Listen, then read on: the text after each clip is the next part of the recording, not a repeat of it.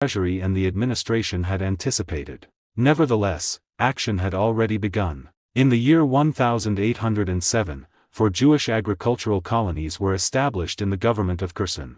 These were the first Jewish farming settlements in southern Russia. About 300 families, numbering roughly 2,000 souls, were settled on the land. They faced harsh conditions, unfamiliar soil, and an unforgiving climate, but they had at least taken the first steps toward a new form of life. Instead of slowing, the movement accelerated. Throughout the year 1808, while expulsions from the villages of the western provinces were being carried out with relentless force, applications for resettlement multiplied. Governors of White Russia inundated the Ministry of the Interior with urgent reports and pleas, urging that as many Jewish families as possible be permitted to go to New Russia. The governor of Vitebsk sent particularly grim accounts. He reported that the rural Jews had been expelled at the worst possible season, ruined completely, and reduced to beggary. Large numbers, he wrote, were without daily bread and without shelter, and they were emigrating in significant numbers toward the south. Many Jews, driven by the expectation of being transplanted to New Russia,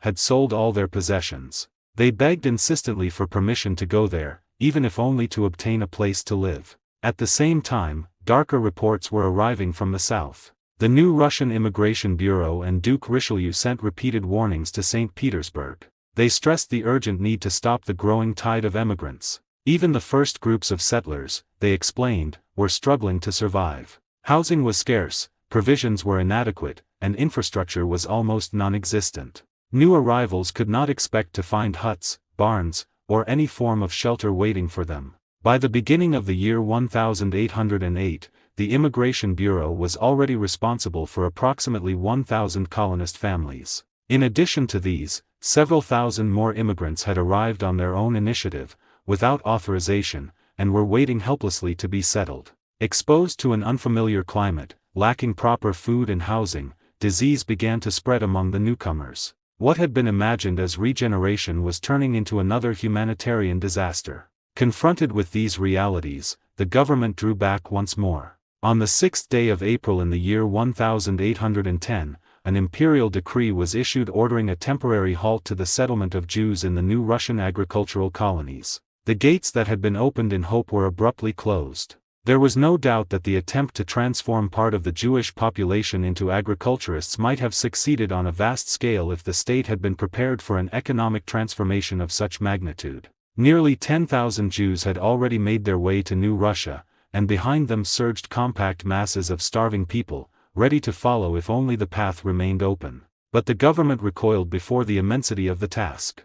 Overwhelmed by logistical, financial, and administrative obstacles, it brought the entire movement to a standstill. At the same time, the expulsions from the villages in the Western governments were halted as well, as officials recognized that continuing them would lead to an economic catastrophe without precedent. Step by step, through hesitation, cruelty, retreat, and renewed hesitation, the authorities arrived at an unspoken admission of failure. The economic structure of Jewish life, shaken violently but not destroyed, settled once again upon its old foundations. Trade, handicrafts, and rural occupations re-emerged as the pillars of survival, not because they were favored by the state, but because no decree, however harsh, had yet found the power to replace them. The footnotes, though they may seem like mere scholarly asides, actually illuminate the intricate and often tense world in which these events unfolded. One note refers the reader to page 330, where earlier discussions trace the evolving legal and economic status of Jews under imperial regulation.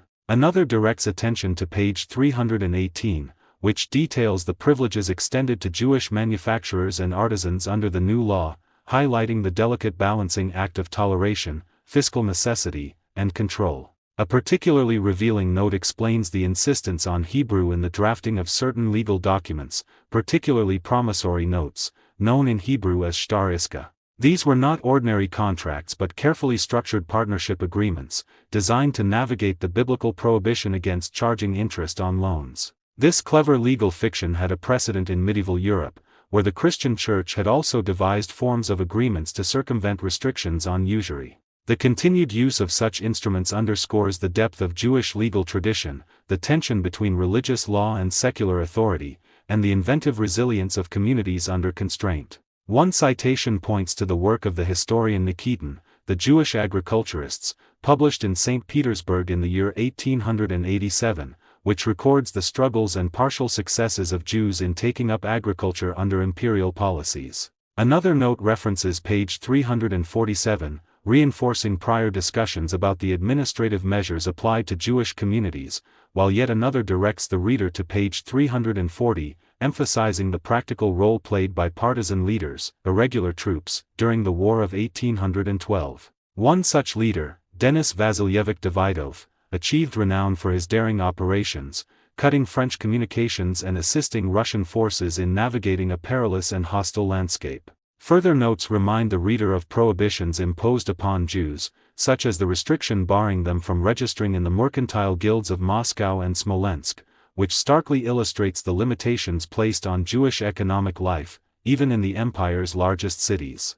Finally, several notes refer to pages 286 and 287, providing additional context and substantiation for the reforms, restrictions, and legal experiments discussed in the narrative. Together, these footnotes are not merely marginal, they are windows into the detailed legal, social, and military environment of early 19th century Russia, revealing the web of laws, customs, and crises that shaped the lives of Jewish communities, the precarious calculus of imperial officials, and the broader drama of a nation facing both internal tension and the external threat of one of history's greatest military campaigns. In the years of Alexander I, the inner life of Russian Jewry unfolded beneath a tense canopy of imperial oversight, legal reforms, and the persistent desire of the Russian state to shape Jewish communities to its own designs. The autonomy that the Jewish communities had long enjoyed, exercised through the Kahal, their elected councils, was gradually curtailed under the scrutiny of the state. During the latter years of the reign of Empress Catherine II, the government had already begun to reveal its distrust of Jewish self-rule. In the year 1776, the Empress had promised the Jews of annexed White Russia that they might retain their former liberties, a pledge intended to reassure them after the upheavals of territorial conquest. Yet the Russian state, never comfortable with such licentiousness among its subjects, looked with suspicion on the vast economic, spiritual, and judicial powers that had been vested in the Kahals, powers which were in addition to their fiscal duties as tax collectors for the empire. Over the course of the years, imperial edicts gradually reduced the scope of Kahal authority. The ukases of the years 1786 and 1795 restricted the council's activities largely to spiritual and fiscal affairs. The Jewish constitution of the year 1804 went even further, formally separating the two functions that had once been united under the Kahal. Rabbis were empowered to oversee religious ceremonies and to decide disputes concerning the faith, while the Kahals were confined to ensuring the regular collection of state taxes. This division effectively stripped the Jewish communities of the autonomy they had enjoyed for centuries in Poland, where networks of institutions and central assemblies, known as wads, had once coordinated communal life across vast regions. In practice, however, the reach of the Kahals often exceeded the narrow limits imposed by the law. Jewish tribunals continued to adjudicate not only religious matters but also civil disputes, including monetary cases, despite prohibitions. The spiritual courts sometimes enforced the herem, or excommunication, against members of the community who defied authority, as this was one of the few coercive measures available to them. At the same time, the Russian government, reliant on the Kahals not only for fiscal services but also for counsel on Jewish matters, tolerated the extension of their powers beyond formal limitations. When imperial authorities sought the views of Jewish communities on legislative or administrative measures, as they did in the years 1802, 1803, and 1807, they addressed the Kahals and authorized them to send delegates to St. Petersburg or provincial capitals. This unusual extension of autonomy was not granted out of generosity, but rather extracted by circumstances. The Jewish population was cohesive, compact, and resilient, living according to its own traditions and refusing to dissolve into the surrounding society. The state had long sought to accomplish precisely the opposite, the municipalization of the Jewish communities. Since the reign of Catherine II, Russian lawmakers had dreamed of dissolving Jewish separateness, folding them into the imperial class system, and aligning them with the estates of merchants and burghers. In the decade following the year 1780, Jews were granted a hitherto unprecedented privilege, the right to participate in city government, with both active and passive suffrage, for positions in the magistracies and municipal courts. The imperial architects of reform assumed that Russian Jewry would eagerly abandon its Kahal-based self-rule and join with Christian merchants and burghers in forming a unified municipal administration. They were wrong. The Jews, while willing to participate in city elections, did so not out of submission but to protect their communal interests. In many towns, Jews constituted a substantial portion of the urban population, and they sought representation to defend these interests in municipal decisions. Conflict was inevitable. Christian residents, alarmed by the prospect of Jewish influence, resisted vigorously. In the White Russian governments of Vitebsk and Mogilev, a few Jews were elected to serve as aldermen and members of law courts, yet in most cases Christian majorities manipulated electoral procedures to retain control. Complaints lodged with the central authorities in St. Petersburg yielded little relief, for local Christian burghers, especially those of Polish origin, regarded the granting of municipal rights to Jews as a direct violation of their own chartered privileges. To satisfy these sentiments, administrators of the southwestern provinces took matters into their own hands. Even in towns where Jews formed the majority of the population, the authorities imposed an artificial cap on Jewish representation in the magistracies, limiting them to 1/3 of seats. As a result, representatives of the Jewish population were consistently reduced to a minority within city administration, powerless to protect the interests of their fellow Jews in matters of municipal taxation or in cases presented before municipal courts. Even formal protests, such as those submitted by delegates acting on behalf of the Jewish communities of Podolaya, achieved nothing. The machinery of local government, ostensibly inclusive, remained heavily skewed against them, a constant reminder that the autonomy of the Kahal, though persistent and resilient, existed in a state of tension with the imperial vision of integration and control. In the two Lithuanian governments that Russia had seized after the Third Partition of Poland in 1795, the Christian opposition achieved a decisive victory. Here, the policy of allowing Jewish participation in municipal government was not merely challenged, it was suspended entirely. The law that had granted Jews representation in the magistracies was halted, not because the Jews were unfit, but because the Christian burghers of Vilna, those privileged city citizens who had long held municipal power, could not tolerate the idea of sharing it. When the senatorial ukase of 1802, which made Jews eligible for public office, became known in Vilna, the local Christian population erupted in indignation. The old city fathers, proud and arrogant,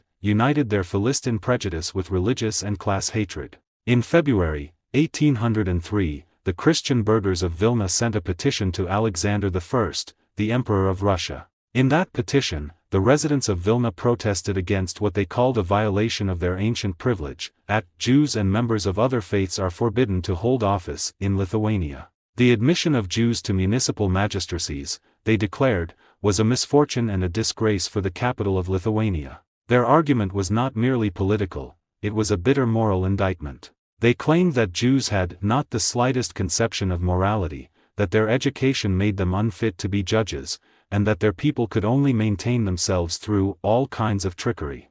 Their tone was one of threat, of fear that the Christian population would lose all interest in public office if Jews were allowed to dominate them. They insisted that even if Jews were allowed to hold only 1/3 of the positions, the presence of Jewish judges would destroy the people's trust in municipal administration and justice. They painted a vivid picture of Christian citizens entering the sacred place of justice, only to behold a Jew as their superior and judge. For them, submission to such a judge was unnatural because of class and religion. The Christian population of Dubnow, another Lithuanian city, presented a similar petition, but with a different argument. They appealed to the sacred cross and the sacred figure of the crucifixion, placed on the court table during oath-taking. They claimed that Jewish members of the court would refuse to look upon the cross and would regard it with disrespect. In their minds, Jewish judges would not only be unjust, they would mock Christian law itself. The Russian government found these arguments persuasive. In 1805,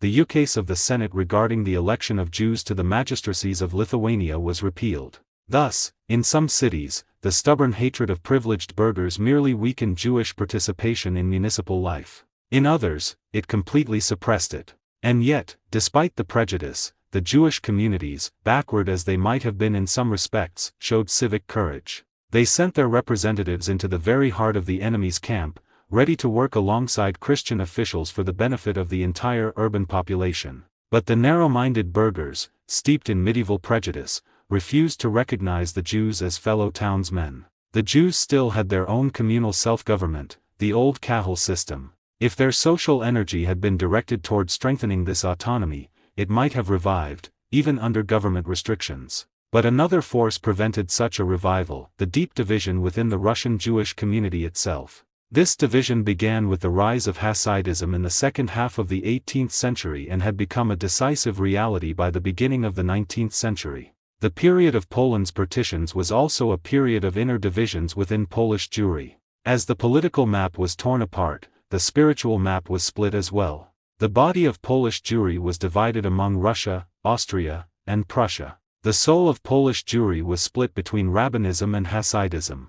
There was even a chilling coincidence of dates. The first official declaration against Hasidism, issued by the Rabbinate of Vilna, the central rabbinic authority of Lithuania, was published in 1772, the year of the First Polish Partition. The second, more forceful declaration, which completed the schism, followed closely after the Third Partition, in 1796. The years between these dates marked a continuous stretch of Hasidic triumph. In the Russian southwest, Volhynia, the province of Kiev, and Podolia, Hasidism had, by the end of this period, almost entirely conquered Jewish life. Except for a few cities, Hasidic influence became dominant. Their ritual practices were adopted in synagogue worship, and their spiritual leaders, the Tzaddiks, righteous, charismatic masters of Hasidic communities, exercised control over the official rabbinate. In the northwest, Hasidism had also gained a foothold in White Russia, the only Polish province that had been under Russian rule for more than 20 years. Here, political separation from the rest of Poland had deepened the sense of isolation. Under the leadership of the Tzaddik Shneur Zalman of Lozno, a strong Hasidic center was established. But there were not yet compact Hasidic communities. In most towns, the communities were mixed, containing both Hasidim and their opponents, the Rabbinists, who were nicknamed the Mithnadim, or Protestants. This mixture created constant conflict. The balance of power shifted from one side to the other, leading to endless dissensions within the kahals and synagogues. The spiritual schism, like a hidden fracture, weakened Jewish unity just when external pressures were growing stronger. The Jews, divided against themselves, were less able to resist the crushing forces of state policy and social hatred. The stage was set for the coming conflicts, not only between Jews and the state, but within the Jewish world itself. In the lands of Lithuania, the northern stronghold of traditional rabbinism, the mystical movement known as Hasidism struggled to gain a foothold. Here, unlike in parts of White Russia and Volhynia, Hasidism remained fragile, confined to a few small groups living quietly within several cities. They held their religious services in modest rooms within private homes, gatherings known as minyanim, often careful to conceal these assemblies from the watchful eyes of the local Jewish communal authorities, the kahals. The kahals were the governing bodies of Jewish communities, responsible for administration, taxation, and enforcement of communal law, and they viewed the Hasidim with deep suspicion. In Vilna, the city renowned for learning and the home of the eminent Elijah ben Solomon, widely known as the Vilna Jayon, the Hasidim existed as an illegal secret organization. The Vilna Jayon was a towering figure of rabbinism, a scholar and spiritual leader whose authority was unquestioned among traditionalist Jews. To challenge him was to challenge centuries of established scholarship. Only in the suburb of Pinsk, in the town of Karlin, did the Hasidim manage to establish a more secure and open presence. There, they could boast of their own synagogues and the guidance of tzaddiks, spiritual leaders reputed to work miracles. From Karlin, the Hasidic influence radiated across Lithuania, earning its followers the nickname Karliners. The dramatic shifts in European politics, however, stirred the embers of conflict. The second and third partitions of Poland, completed between the years 1793 and 1795, brought Lithuania and White Russia under the sovereignty of the Russian Empire. For the oppressed Lithuanian Hasidim, this meant a new opportunity to unite with brethren across the northwestern provinces of the empire and to strengthen their missionary efforts, spreading Hasidic teachings and gathering followers. To enhance their cause, the Hasidim spread a rumor that the venerable Elijah Jayon, once a fierce opponent of the movement, regretted his past hostility and had annulled the excommunications he had previously issued against them. When this rumor reached Vilna, it ignited fury among the defenders of rabbinism. They pressured the Jayan to respond, and in May of the year 1796, he published an epistle reaffirming his opposition. He declared that all previous harems, or bans, against the Hasidim remained in full force. The epistle was entrusted to 2 envoys sent from Vilna to various cities with the explicit mission of stirring anti-Hasidic sentiment. When the envoys arrived in Minsk and attempted to enforce the Jayan's directives, the Hasidim countered with their own rumor, claiming that the signature on the epistle was not authentic. The Minsk Kahal sent an inquiry back to Vilna, which prompted a new and even more energetic epistle from the Jayan in September of the same year. In this sweeping proclamation, the Jayan summoned the mountains of Israel, calling upon spiritual shepherds, lay leaders of every government, and the heads of the Kahals of Mogilev, Polotsk, Zhytomyr, Vinitsa, and Kamenets-Podolsk. His words thundered across the land. They held in their hands the hammer to shatter the plotters of evil, the enemies of light, the foes of the Jewish people. He denounced the Hasidim as violators of the law, as distorters of sacred teachings who sought to establish a new covenant. He called for vengeance, urging that no mercy be shown, no shelter granted, and that all be girded with zeal in the name of the Lord. The intensity of the Jayan's outrage reflected more than theological disagreement. By the mid-1790s, Hasidism had grown into a vast movement, numbering hundreds of thousands of adherents. To the defenders of traditional rabbinism, this was not merely a doctrinal challenge, it was a threat to the integrity of the Jewish nation itself. Political upheavals, partitions, and imperial control were tearing communities apart, and within them, the Hasidim's devotion to the Tzaddiks, their miracle-working spiritual guides, seemed to undermine centuries of disciplined scholarship and religious observance. The Vilna Jayan's ire was particularly focused on a publication that had appeared in the same year, 1796, authored by Rabbi Shneur Zalman of Liadi, the head of the Hasidim in White Russia. The work, known familiarly as the Tanyo, set forth a bold exposition of Hasidic pantheism, a mystical interpretation of God and creation that the champions of established rabbinism deemed blasphemous. Though Rabbi Shneur Zalman sought to illuminate spiritual truths, the Vilna Jayan perceived it as a perversion of the faith. In response, Shneur Zalman wrote a counter-epistle, inviting the Jayan to a scholarly debate to clarify misunderstandings and restore peace in Israel. The Jayan, however, refused to engage in dialogue with what he considered a heretic, leaving the dispute to simmer in the communities. Tensions erupted further upon the death of the Vilna Jayan in the fall of the year 1797. The city plunged into mourning for its greatest scholar, yet in a private house, the Hasidic Society of Vilna held a festive drinking gathering, celebrating the removal of their principal adversary. This act of audacious tactlessness inflamed the entire community. Before leaving the cemetery, the Kahal elders swore to avenge this affront. The following day, they convened a special meeting, implementing a series of repressive measures against the Hasidim. Beyond public sanctions, including a renewed bull of excommunication, the council established a secret committee of 5 Kahal members, endowed with broad authority to suppress the heresy.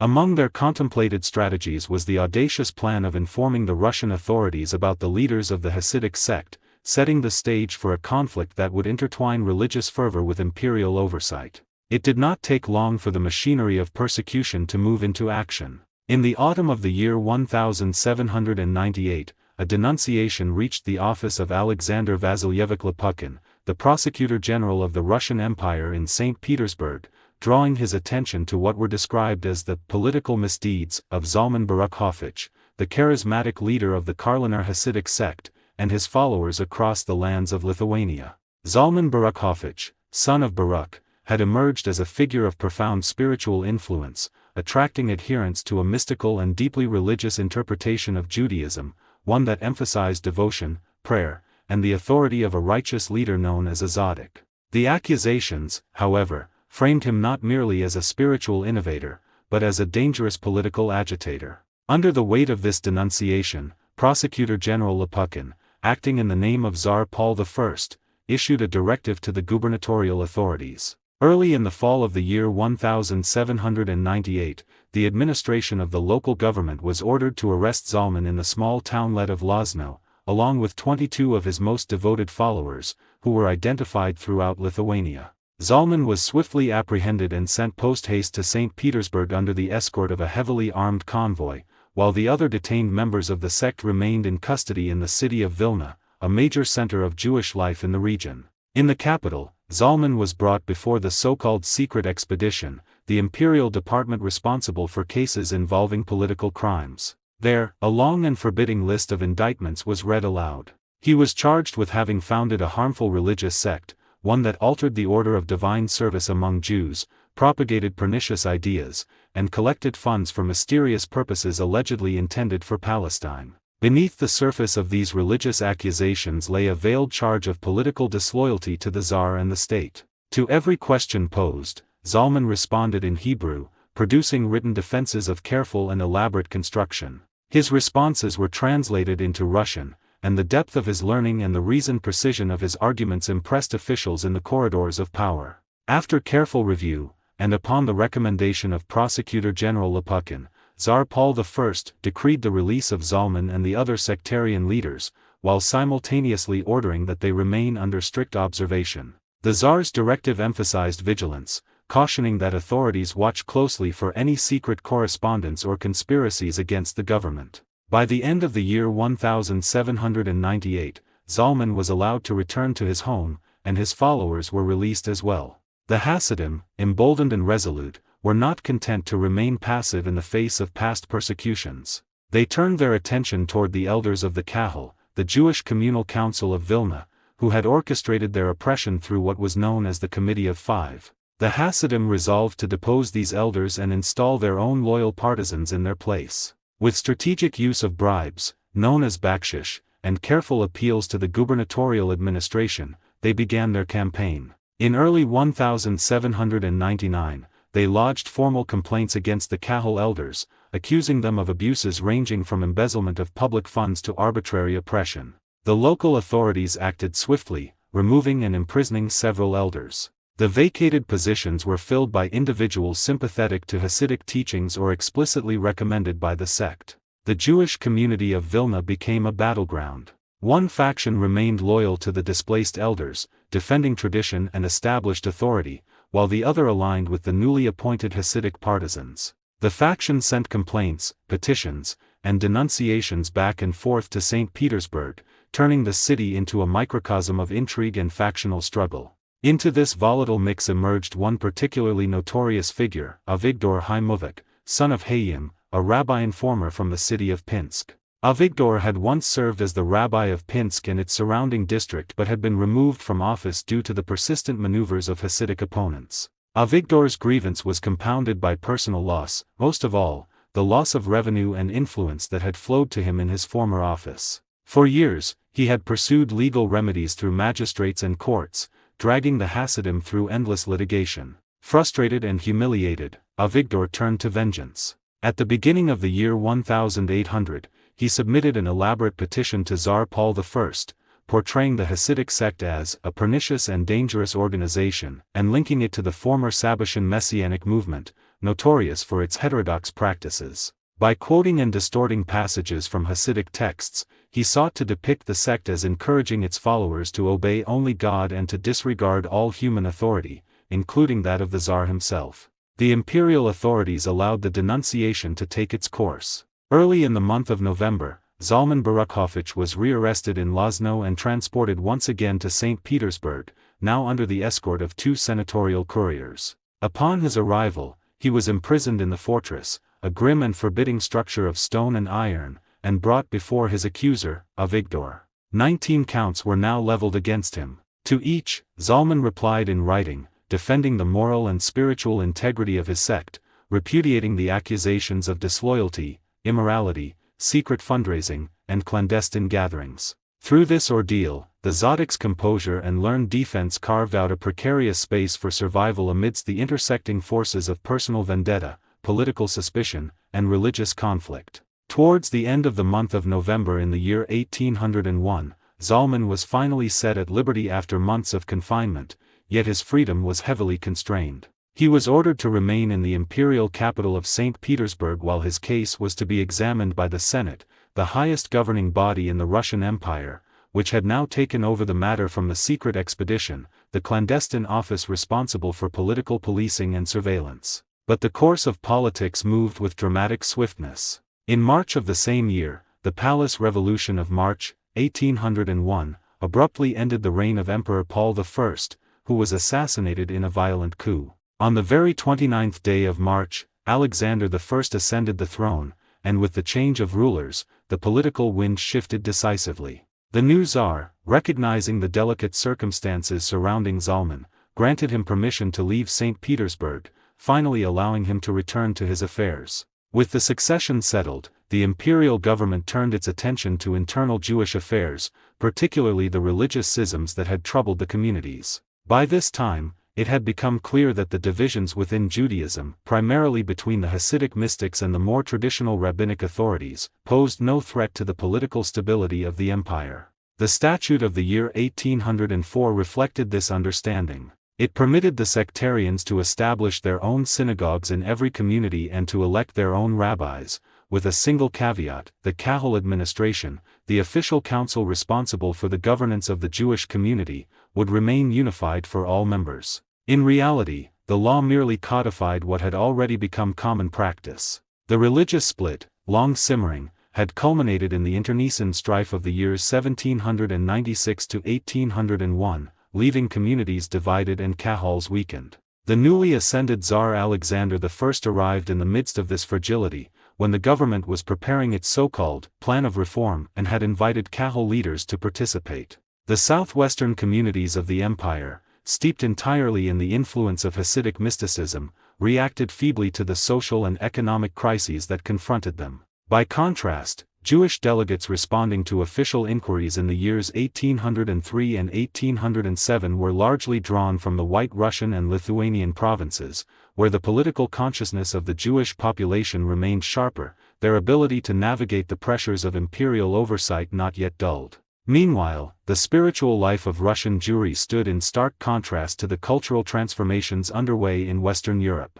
Across France, Germany, and other Western lands, old forms of Jewish life were breaking apart under the forces of secularization, Enlightenment thought, and modern education. In the East, however, the Jewish masses remained largely stationary, dominated by the twin forces of Rabbinism, the traditional scholastic and legalist approach to Jewish law, and Hasidism, the fervent mystical movement emphasizing ecstatic devotion and veneration of spiritual leaders or tzaddiks. Both forces were zealous in maintaining the old order, resisting cultural novelties and secular influence. Education remained anchored in the traditional system. Boys attended heders, small neighborhood schools focusing almost exclusively on the study of the Talmud, and, for advanced students, yeshivas, or advanced academies for rabbinical training. This education fostered extraordinary mental discipline, producing sharp analytical skills, yet it left pupils ill-prepared for practical life beyond the study hall. Girls and women, as always,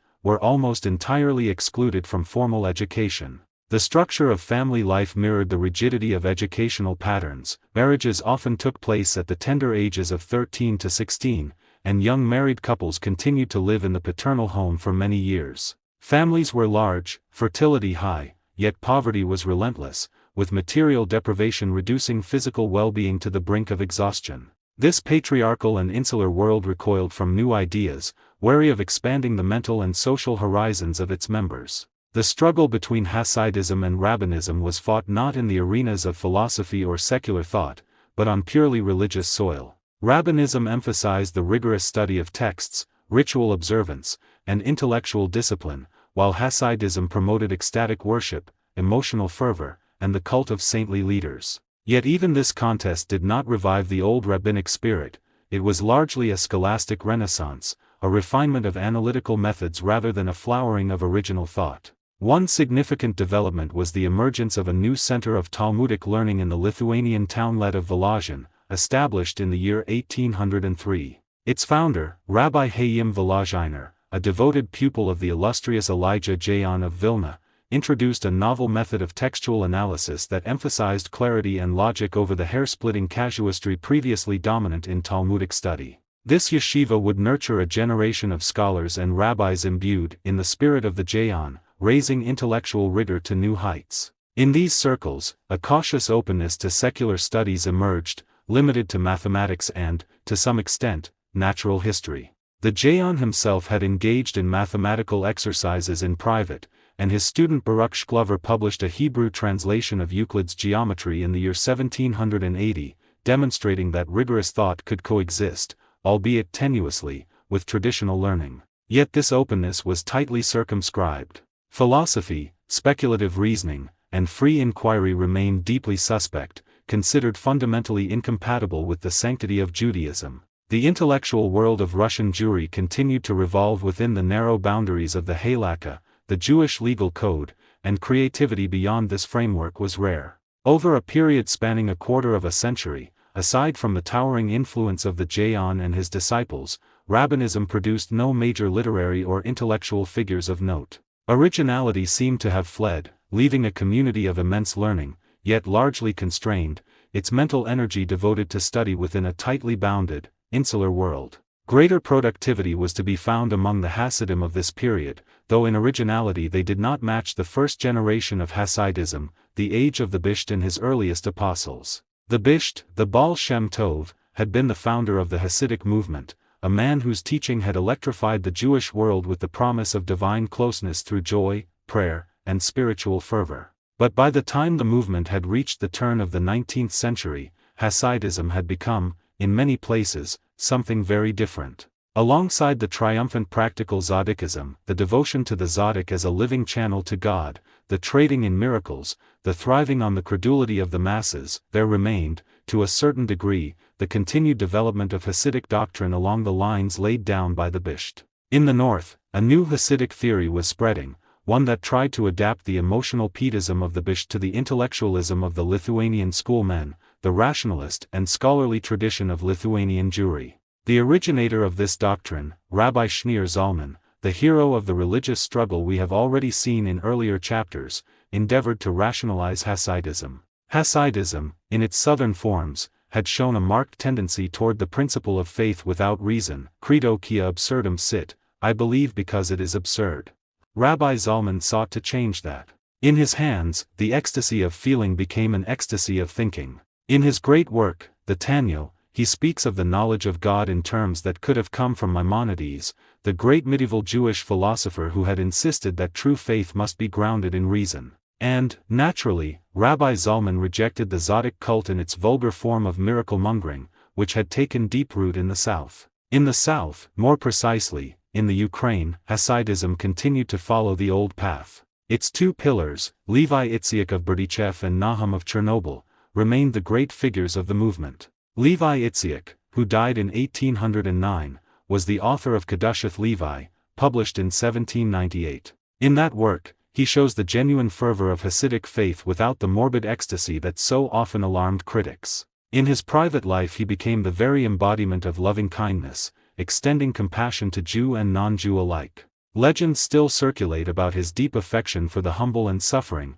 the downtrodden and the poor. The Tzaddik Nahum of Chernobyl, who died in 1799, was an itinerant preacher in the government of Kiev. In his sermons, he placed special emphasis on the element of the Kabbalah, the mystical tradition of Judaism. Toward the end of his life he became a Tzaddik of the practitioner type, a miracle worker, and he founded the Chernobyl Tzaddik dynasty, a lineage that continues to spread through the Ukraine even to this day. Standing apart from these figures was the Podolian Tzaddik and dreamer, Naaman of Bratslav. Born in 1772, he was a great-grandson of the Bisht. Gifted with a profoundly poetic nature, he rejected the conventional paths of the professional righteous and struck out on a path of his own. His aim was to return to the childlike simplicity of the Bisht's teachings. In 1798 and 1799, Naaman made a pilgrimage to Palestine, just as Napoleon Bonaparte's army was moving through the Holy Land. Europe was storming, and a gust of revolutionary energy drifted into the sleeping East. But the young Podolian Tzaddik had ears only for the whisper of the great Kabbalistic teachers buried in the land, Rabbi Shimeon ben Yohai, the legendary author of the Zohar, and the Ari, Rabbi Isaac Luria, the great mystic of 16th century Safed. He listened also to the living Tzaddiks who had settled in Tiberias. When he returned to Europe, he made his home in Bratslav and became the leader of a group of Podolian Hasidim. In his inner circle, Naaman would preach, or rather, muse aloud, about the reign of the Spirit, about the communion between the Tzaddik and his flock in religious ecstasy. He spoke in epigrams, often dressing his thoughts in the form of folk tales. He wrote a number of books, and in all of them he emphasized the need for blind, unsophisticated faith. Philosophy, he believed, was destructive to the soul. Maimonides and the rationalists were hateful to him. The unfamiliar Berlin Enlightenment, with its ideas of reason and reform, filled his heart with mysterious awe and fear. Naumann's life was cut short. Surrounded by his admirers, he died of consumption in Amman at the age of 38. Even today, his grave remains a place of pilgrimage for the Bratslav Hasidim, a shrine of longing and devotion. But the average Tzaddik of this period was neither as complex as Rabbi Zalman nor as simple as Rabbi Naumann. In general, the Tzaddiks drifted further from their mission as religious teachers and became increasingly practitioners. Surrounded by a host of enthusiastic worshippers, these intermediaries between God and mankind learned how to use the blind faith of the masses for their own benefit.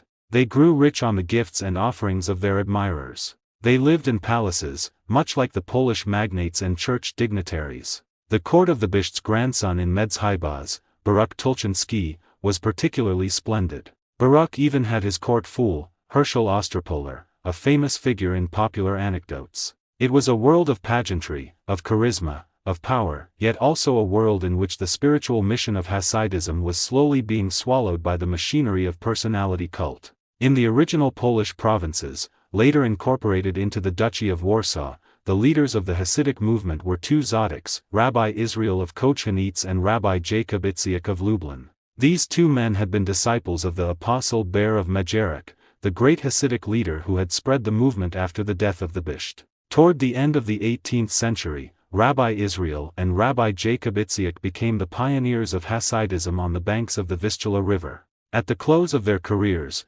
both dying in 1815, the banner of Hasidism flew over the whole of Poland. And so the movement that had begun as a spark of spiritual revival had become a vast and powerful force, at once a source of comfort and a source of conflict, a movement of deep faith and growing worldly power, a spiritual revolution that had, by the beginning of the 19th century, become a decisive factor in the history of Eastern European Jewry. Far to the east, in the northern provinces of the Russian Empire, the winds of Western culture stirred faintly but unmistakably across the Jewish world. Yet these breezes had to push against two formidable barriers, the twin fortresses of Rabbinism, the centuries-old scholarly and legal tradition of Jewish learning, and Hasidism, the rising mystical movement with its tzaddiks and ecstatic devotion. In this insulated realm, the majority of Jewish life remained resistant to change. And yet, here and there, the surface of social life betrayed the froth of distant waves from Germany and France. From Germany arrived a peculiar type of Jew, known as the Berliner.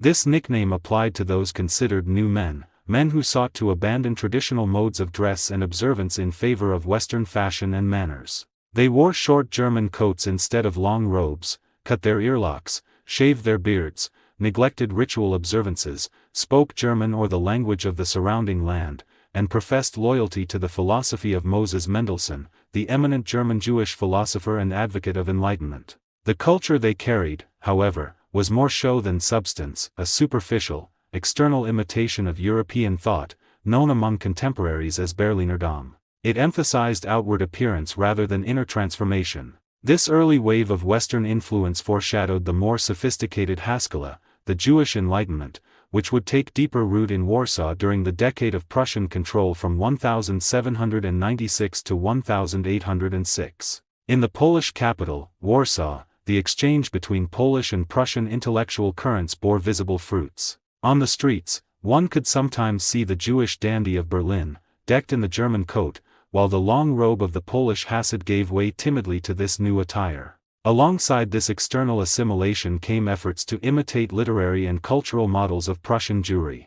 In one notable instance, in the year 1796, a Jewish intellectual named Jacques Kalmansohn, himself a follower of Mendelssohn, published a French pamphlet in Warsaw. Entitled Essai sur l'état actuel de Juifs de Polen et leur perfectibilité, or Essay on the Present State of the Jews of Poland and Their Perfectibility, it was dedicated to the Prussian Minister of State, Friedrich Wilhelm von Hoym, who had overseen Jewish reforms in the Polish provinces under Prussian rule. Kalmanson's pamphlet offered an account of the condition of Polish Jewry and a plan for their improvement. Its observations were superficial, drawn from Western templates rather than local realities. In his view, the misfortune of the Jews lay in their separation from surrounding nations, and their path to happiness required assimilation. His proposals closely mirrored those of contemporary Polish reformers, including figures such as Butrymovic and Chatski. Kalmanson called for weakening the authority of the rabbinate and the kahals, the eradication of Hasidism and the cult of the Zodics, the adoption of German dress, shaving of beards, the establishment of German-language schools, and the cultivation of civism, the moral and civic education deemed necessary for integration into European society. The cultural mold imported from Berlin was soon overlaid with a Parisian veneer when, between the years 1807 and 1812, the Duchy of Warsaw emerged under the aegis of Napoleon Bonaparte. A new note was sounded. Parisian-style dandies among the Jews began to demand recognition and equal rights as recompense for their adoption of new dress and moral conduct. Even respectable representatives of the Warsaw Jewish community styled themselves in petitions to the Senate as members of the Polish nation of the Mosaic persuasion, consciously imitating contemporary French fashions, as promoted during the Napoleonic Synhedrion, the short-lived advisory council of Jews under Napoleon. These early efforts represented a naive attempt to transfer allegiance from the Jewish nation to the Polish one, planting the germ of what would later become the idea of Poles of the Old Testament persuasion.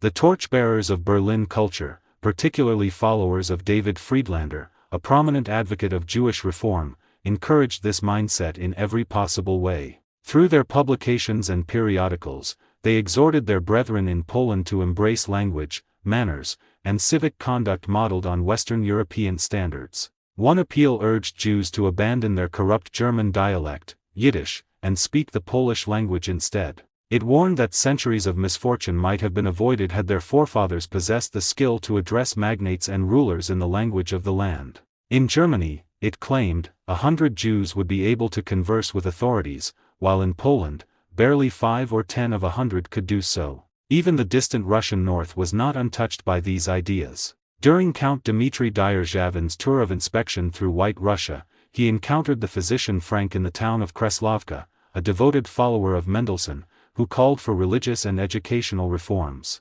In St. Petersburg, in the house of the Mecenas Abraham Peretz, lived his teacher Judah Leib Nyevakovich, a native of Podolaya. In the year 1803, coinciding with the visit of Jewish deputies to the imperial capital, Nyevakovich published a Russian-language pamphlet entitled The Wailing of the Daughter of Judah. Dedicated to Prince Victor Kochubey, the Minister of the Interior and chairman of the so-called Jewish Committee, the work expressed both reverence for the greatness of Russia and profound grief at the plight of his co-religionists. Jews, Nyevakovich lamented, were being denied a share in the blessings of the country, left at once subject to the state yet isolated from the opportunities it offered. This faint but persistent echo of Western thought, clothing, language, literature, and civic aspiration, hinted at the slow, uneasy awakening of a society long protected by the twin fortresses of Rabbinism and Hasidism. It was a culture in tension, clinging to its past yet tentatively peering toward the far-off lights of Berlin and Paris, uncertain whether to embrace the promise of enlightenment or remain steadfast in the old ways. How greatly, the author exclaims, doth my soul exult over these matters, referring to the triumphs and expanding might of the Russian Empire, how deeply doth it grieve over my co-religionists, who are removed from the hearts of their compatriots. Throughout the pages of his impassioned pamphlet, the writer, who identifies himself through the poetic figure of the daughter of Judah, laments the unbroken cycle of prejudice and hatred that the Jewish people faced in Russia. He bewailed the fact that neither the 18th century, celebrated by many as the age of humanity, toleration, and meekness, nor the smiling spring of the present century, inaugurated by the accession of Emperor Alexander I, known as Alexander the Merciful, had succeeded in softening the entrenched anti-Jewish sentiment that gripped Russian society. Many minds doomed the tribe of Judah to contempt, he writes, his words heavy with anguish. The name Judean hath become an object of ridicule, contempt, and scorn for children and the feeble-minded. With unmistakable reverence for the great thinkers of the European Enlightenment, such as Moses Mendelssohn and Gotthold Ephraim Lessing, he cried out in frustration, "You search for the Jew in man. Search for man in the Jew, and you will no doubt find him. In this plea lies a profound moral challenge, to recognize shared humanity where society has only cultivated division. The pamphlet closes with a mournful lament, a wail for a people still despised even as the nations of Europe slowly drew closer to one another in the currents of intellectual and cultural exchange. While the hearts of all the European nations have drawn nearer to one another, the Jewish people still finds itself despised. I feel the full weight of this torment. I appeal to all who have sympathy and compassion. Why do you sentence my entire people to contempt? Thus mourns the daughter of Judah, wiping her tears, sighing, yet finding no comfort. Ironically, the author himself would eventually discover relief from this spiritual and social torment, though at the cost of abandoning the community he had so fervently mourned. A few years after publishing his wailing, still feeling removed from the hearts of his compatriots, he embraced Christianity, taking the name Lev Alexandrovich Nyevakovich. With this conversion, he entered the world of Russian letters as a writer of moralizing plays, works designed to appeal to the unsophisticated tastes of the contemporary Russian public. Nyevakovich's transformation reflected a broader phenomenon, echoing trends in Berlin, where the fervor for baptism and assimilation had been spreading. His patron, Abraham Peretz, who had suffered financial ruin during the War of 1812 due to failed military contracts, followed a similar path. Remarkably, the descendants of both men rose to prominence within the Russian civil service, with one member of the Peretz family even serving on the Council of State during the reign of Emperor Alexander II.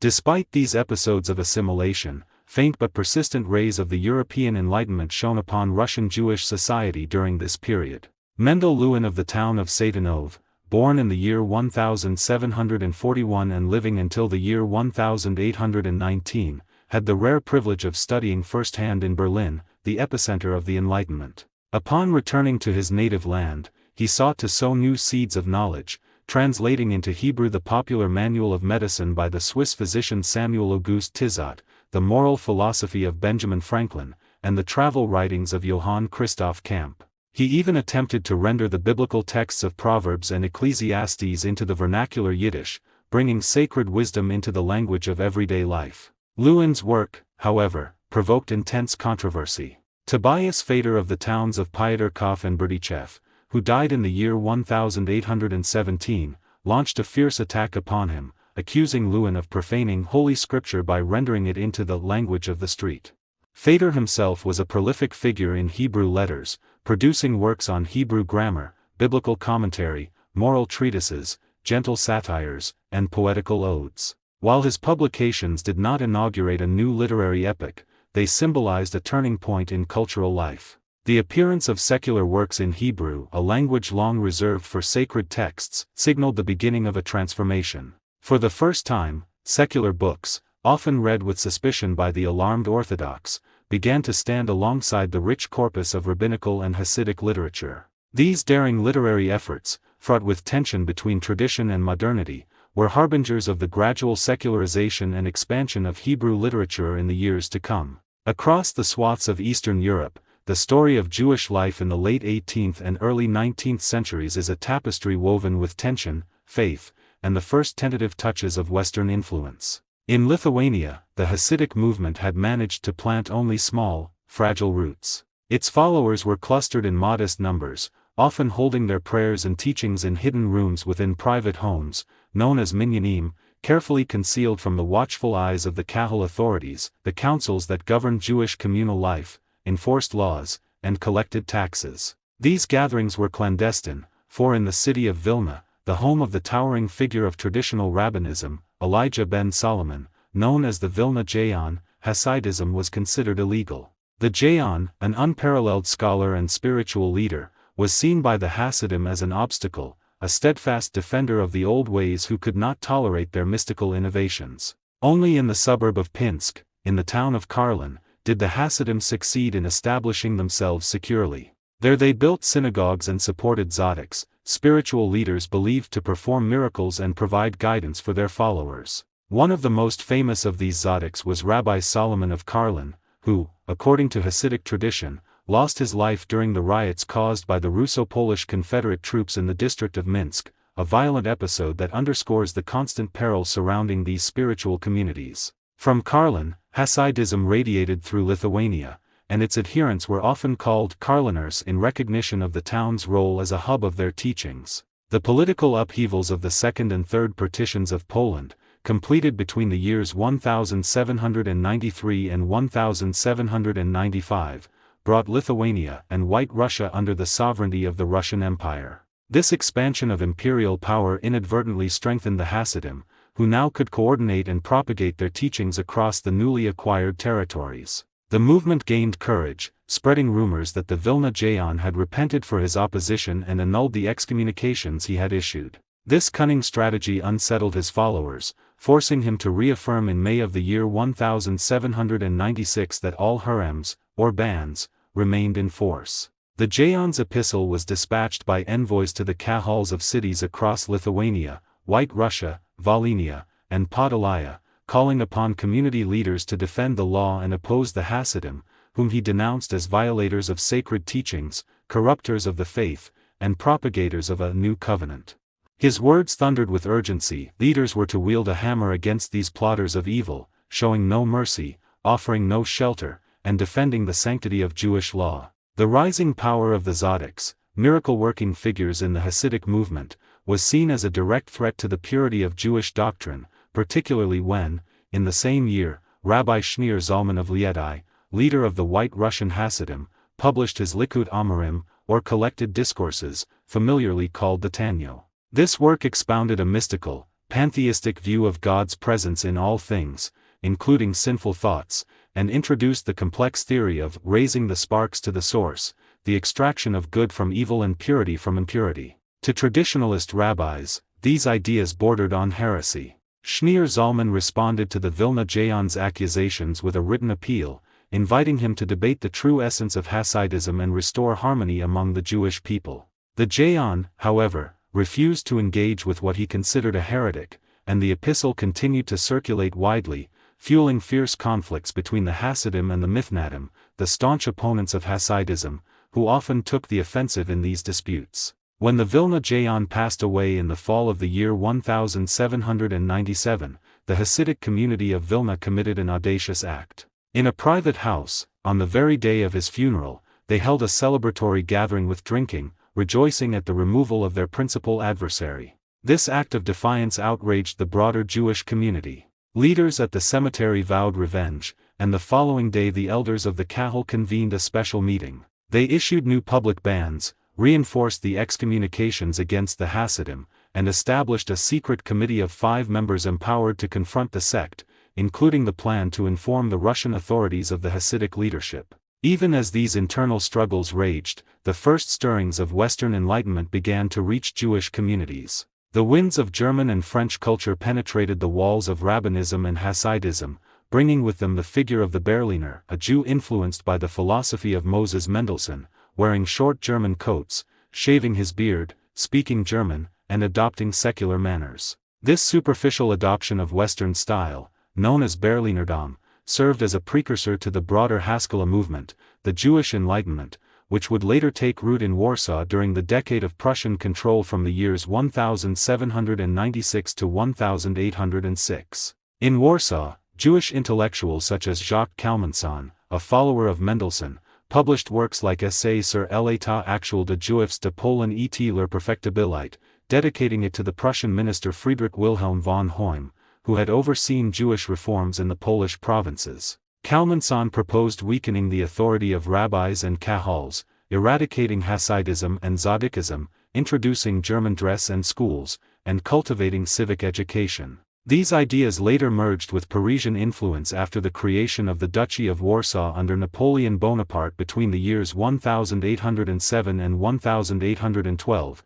producing a new class of Parisian-influenced Jewish dandies who claimed civic recognition for their adoption of dress and manners. This early interplay of mystical tradition, rigid orthodoxy, and tentative Western influence would shape the trajectory of Jewish life in Eastern Europe for decades, as communities struggled between preservation of their heritage and the allure of new horizons, between the secret rooms of Karlin and Vilna, and the broad streets of Berlin and Paris. In the final years of the reign of Emperor Alexander I, the Russian Empire, still reeling from the upheavals of the Napoleonic Wars, found itself navigating a precarious balance between liberal experiment and reactionary control. Across Europe, the Great Reaction of the years 1815 to 1848, which gripped the continent in its iron grip, assumed unique forms within Russia. Alexander I, one of the triumvirs of the Holy Alliance, a coalition formed after the defeat of Napoleon to enforce monarchy